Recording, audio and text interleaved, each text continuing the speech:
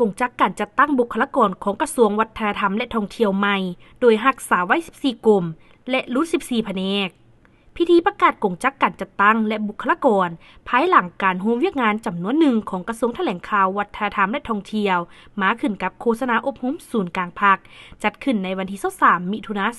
2025ที่ห้องประชุมห้องว่าการศูนย์กลางภาคโดยมีสหายกิแก้วไข่ค้ำพิทูลกรรมการกรมการเมืองศูนย์กลางภาครองนายกรัฐมนตรี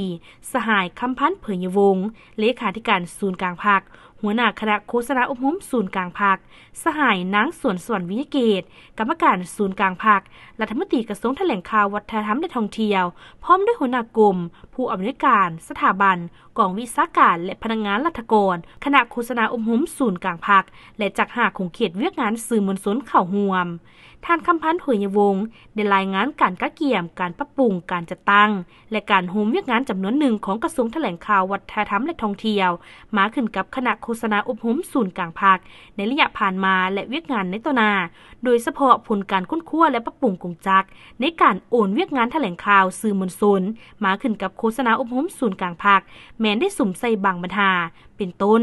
การปรับปรุงกงจักของคณะโฆษณาอบรมต้องรับประกันให้ไปตามทิศร่วมศูนย์คือร่วมศูนย์การนำพาซี่นำร่วมศูนย์ด้านการจัดตั้งพรรคพนักงานและร่วมศูนย์ด้านการคุ้มครองบริหารงบประมาณการเงินบนพื้นฐานหลักการและการแบ่งขันคุ้มครองตามกลไกที่จะแจ้งลงเรียนโปร่งใสสามารถตรวจสอบได้และรับประกันการเคลื่อนไหวเวียกงานที่มีประสิทธิผลและทันกับสภาพการซับซ้อนบรรดาหน้าเวียกของกรมที่มีอยู่ให้กลมเกลี่ยวบ่ซ้ำซ้อนบ่ก้าวกายและบ่ทับซ้อนกันเป็นต้นเวียกงานจะตั้งพนักงานเวียกงานด้านเทคนิคเวียกงานคุ้มครองห้องการเวียกงานการเงินเวียกงานข่าวสารหันเป็นทันสมัยและอื่นๆที่ยังเห็นว่าซ้ำซ้อนกันปรับปรุงระบบกลไกแบบแผนเฮ็ดเวียกวิธีการคุ้มครองเวียกงานแถลงข่าวสื่อมวลชนโดยเฉพาะปัญหาการหันไปสู่การกุ้มตนเองด้านงบประมาณการเงินค้นคว้าเกี่ยวกับกลไกการนำไส้รายรับวิชาการเพื่อให้มีความสะดวกว่องไว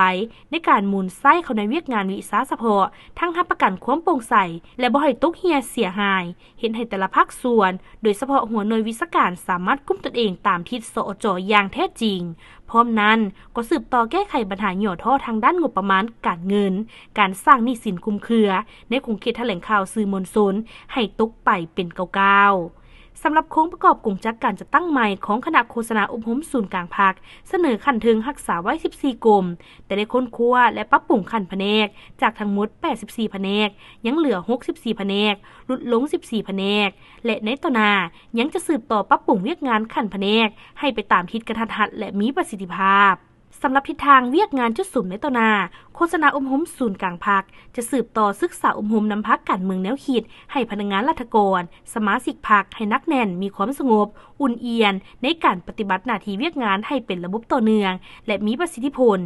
สืบต่อปรับปรุงกำหนดพลวัตบาทหน้าที่ขอบเขตสิทธิ์การจัดตั้งและการเคลื่อนไหวของคณะโฆษณาอบรมศูนย์กลางภาคบรรดากลุ่มและเทียบเท่าให้สำเร็จสืบต่อค้นคว้าซับซ้อนพนักงานที่มีมาตรฐานเงื่อนไขขั้นห้องวรรณกรมขั้นแผนกและวิชาการให้รับประกันคุณภาพสืบต่อกฎกาคืนจำนวนพนักงานในกรณีต่างๆให้ถูกต้องกับตัวจริงเพื่อซับซ้อนจัดวางให้เหมาะสมและแก้ไขให้แท้กับตัวจริงตามนโยบายที่วางออกสืบต่อค้นคว้าปรับปรุงกงจักการจัดตั้งขั้นแผนกให้มีจำนวนกระทัดรัดแต่รับประกันประสิทธิภาพในการเคลื่อนไหวเวียกงานสืบต่อปรับปรุงการจัดตั้งพรรคคณะพรรคองค์การจัดตั้งมหาชนให้ถูกต้องกับกฎระเบียบพรรคและสอดคล้องกับสภาพตัวจริงของคณะโฆษณาอบรมศูนย์กลางพรรคพร้อมกันนั้นก็กะเกี่ยมและดำเนินกองประชุมใหญ่ของบรรดาฮักฐานพรรคและองค์คณะพรรคคอสพให้สำเร็จตามกำหนดเวลา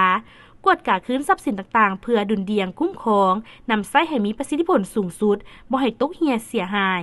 ขึ้นแผนงบประมาณประจำปี2026ให้ทวงทันและสามารถตอบสนองการเคลื่อนไหวหน้าที่เวียกงานของกงจักการจัดตั้งใหม่ของคณะโฆษณาอบรมศูนย์กลางภาคสมทบกับกระทรวงวัฒนธรรมและการท่องเที่ยวเพื่อค้นคว้าเกี่ยวกับการโอนเวียกงานแถลงข่าวสื่อมวลชนจากแผนกแถลงข่าววัฒนธรรมและท่องเที่ยวนครหลวงแขวงห้องการทวทเมืองนครไปขึ้นกับโฆษณาอบรมนครหลวงแขวงเมืองนครให้สำเร็จตามแผนการที่วางไว้